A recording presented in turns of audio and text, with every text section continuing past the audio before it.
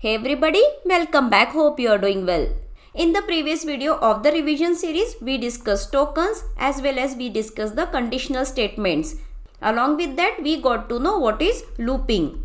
Conditional statements and looping will be useful throughout the Python portion.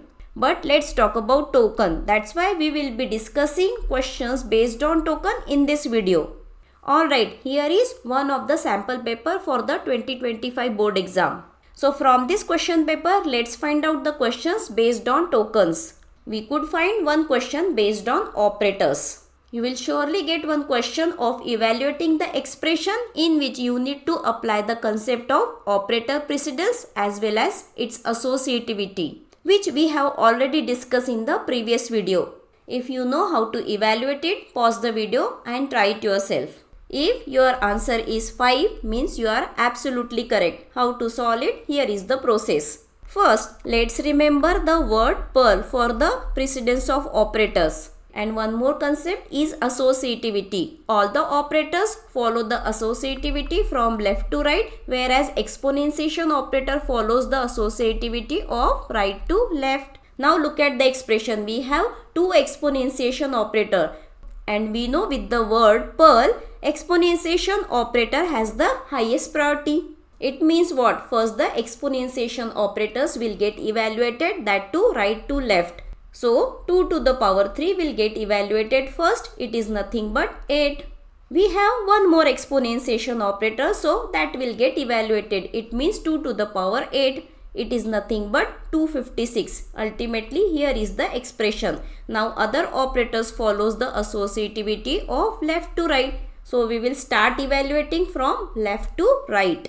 As we can see, in this expression, we have floor division. When we divide 22 by 5, we will get 4 as a quotient. If both the operands are integer, we will get answer in the form of integer itself. That's why the result is nothing but 4.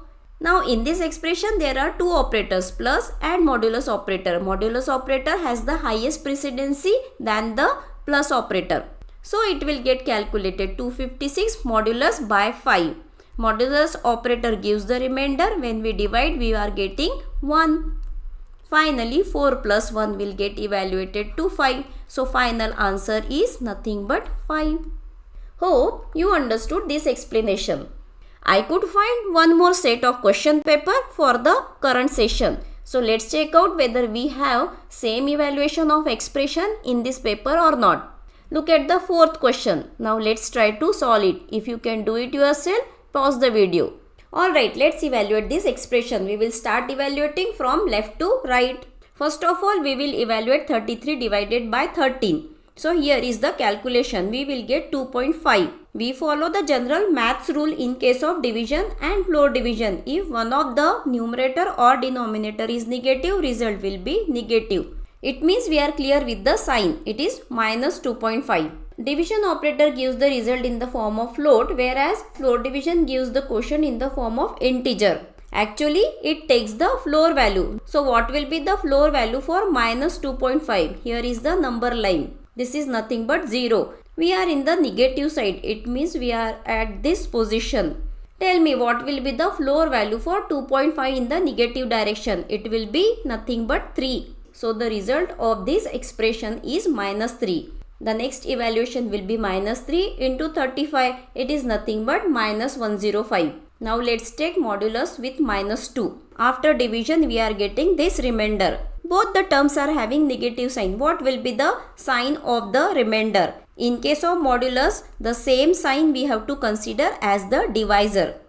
So divisor is negative. That's why we got the remainder minus 1. According to the precedence, again we will evaluate from left to right because multiplication and division operator has same precedence. Minus 1 into 15 is minus 15. Finally, we will divide 15 by 3. Look at the quotient. We got 5. I hope you are clear with the sign because one of the term is negative. That's why sign is negative. This is also clear why it is 5.0 because division operators gives result in the form of float. Hope everything is clear to you. It was little tricky.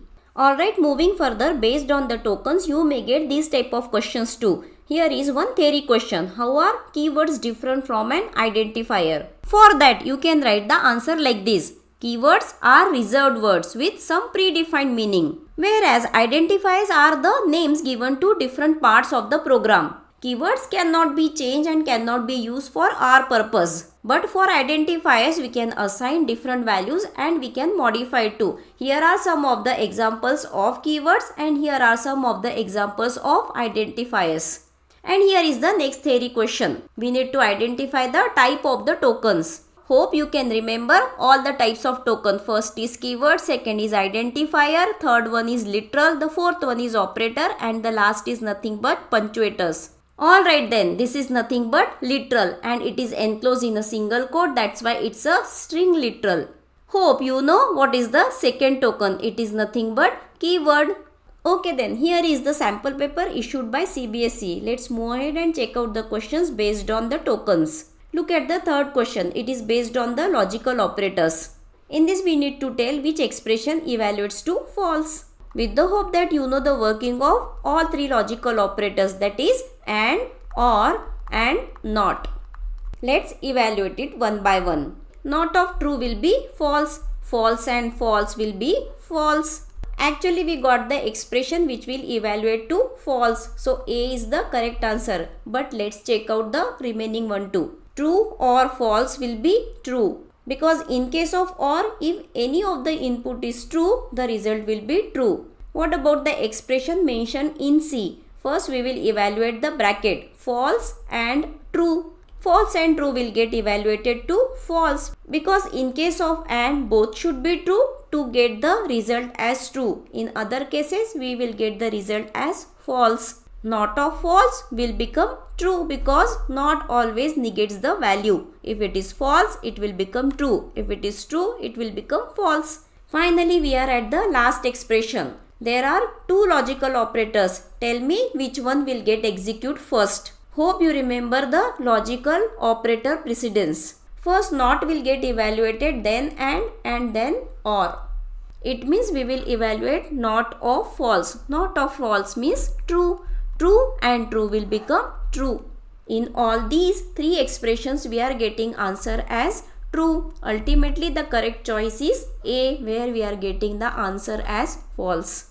Let's check out the sample paper once again whether we have some questions based on the tokens or not. Look at the question number 23. I got one theory question based on the operators. In this question we need to mention two examples of each of the following. First one is arithmetic operators and the second one is relational. For that you can write the answer like this. Choose any two operators of your choice from 7 arithmetic operators. Here is the first operator, addition, and with the example and output we are explaining the usage of it.